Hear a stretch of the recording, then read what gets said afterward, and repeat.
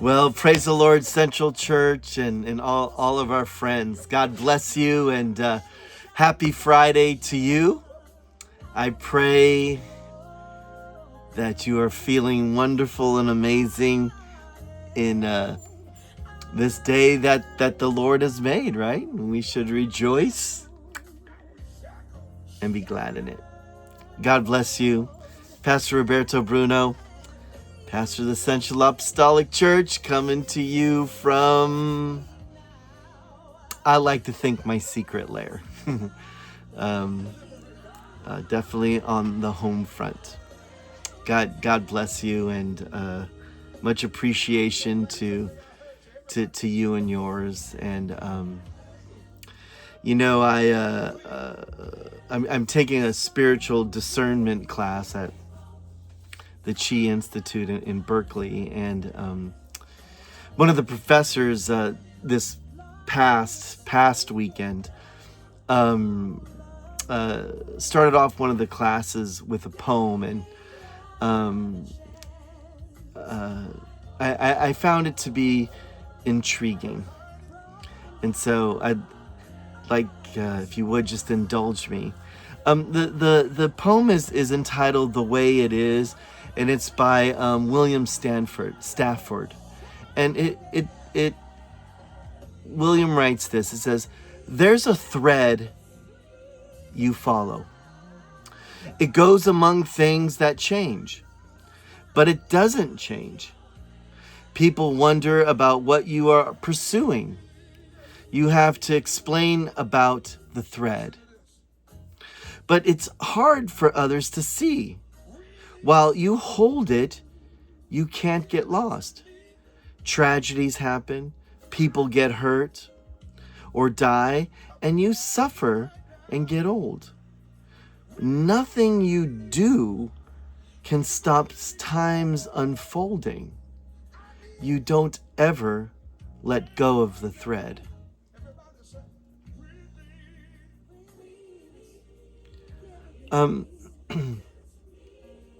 I think there's clearly a thread that runs through our lives. This is clearly my opinion.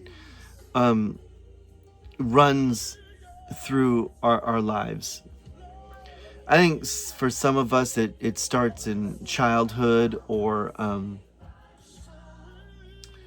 maybe later in life. I think us as Christians, even more so Pentecostals, because we use the language like, calling, a purpose in our life. The Lord has us on a path. We're on this journey. Those are all very, I'm sure others use them, but Christian words that we use. And I like the way Stafford says that, like, there's this thread. I don't know about you. I've lived enough life thus far, and looking back, just all the way back to my childhood and the memories I have, and even my personality of who I was back then, I could look back and actually say, you know what, that the thread was already there, right? I mean, you could say, well, brother, like, what, the thread started, you were supposed to be you knew you were going to be a pastor, when you're 8, 9 years old, or a chaplain, or, a Bible teacher, and it's not necessarily that. I just know that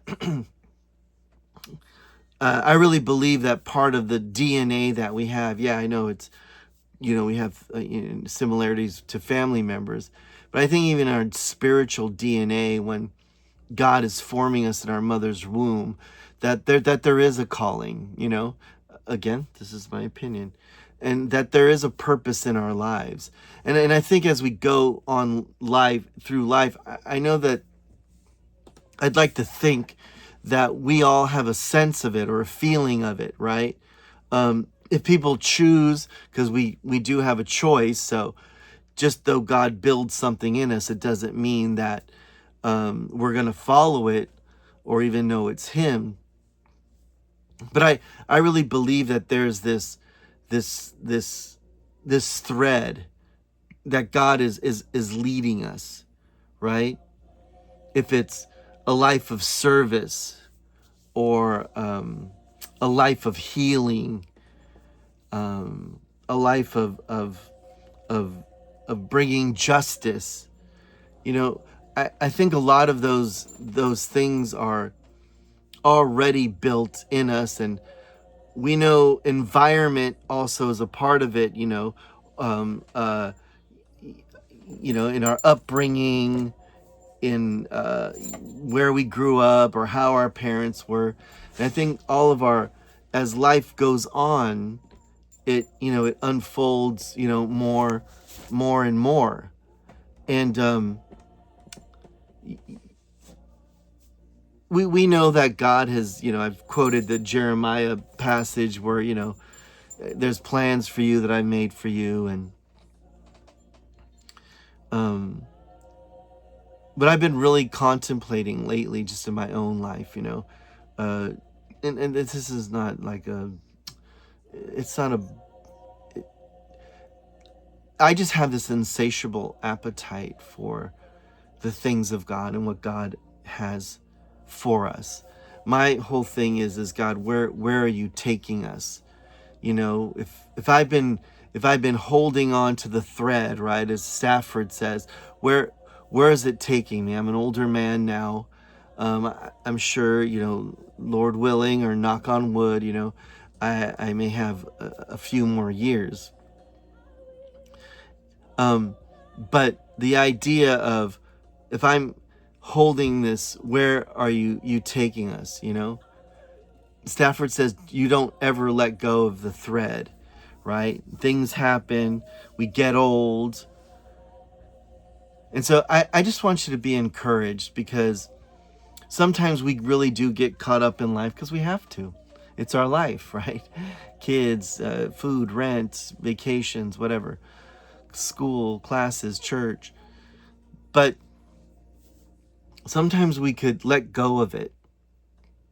Let go of the vision, the dream, the hope, the desire, the call, because of circumstances.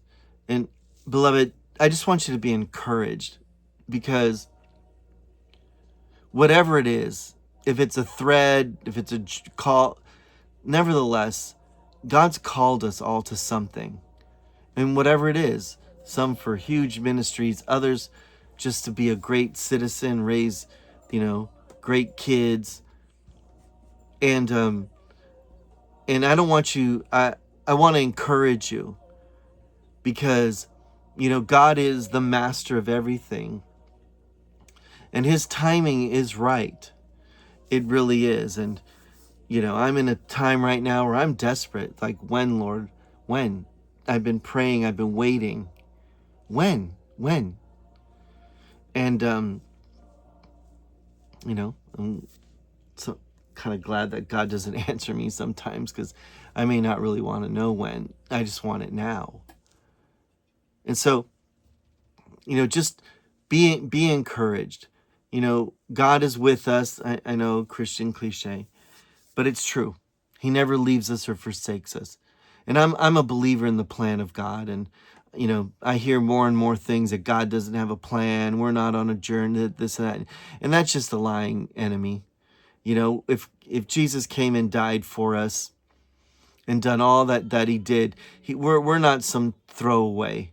We're not so uneventful that God's going to forget us.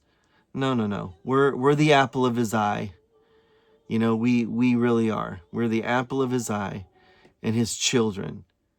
And so I just encourage you, if you have buried your dream, if you have buried your hope, if you have buried your desire, I encourage you, dig it up. Dig it up. Was it going to happen today or tomorrow? I don't know. I just know sometimes the holding of the thread is, I don't know when this is going to happen. I don't know when the dream's going to be fulfilled. I don't know when the situation's going to be healed. I don't know. But as long as I hold on to the thread, I have hope. God bless you.